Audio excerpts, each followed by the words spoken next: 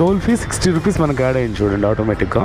Customer చూపించింది 248 చూపించిందంట, కానీ తీరా డ్రాప్ చేసిన తర్వాత 311 పే చేయాల్సి వచ్చింది. ఎందుకురా అంటే టోల్ ఫీ మనకు 25 రూపీస్ మనం కడితే 60 రూపీస్ కస్టమర్ దగ్గర నుంచి లాక్కుందనమాట ఊబరు.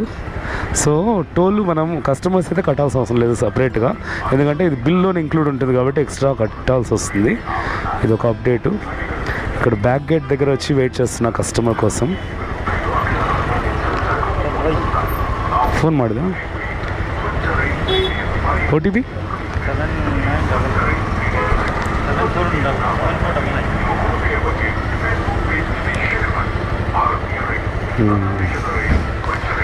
ఇది వచ్చి 7 కిలోమీటర్స్ వెళ్ళాలి.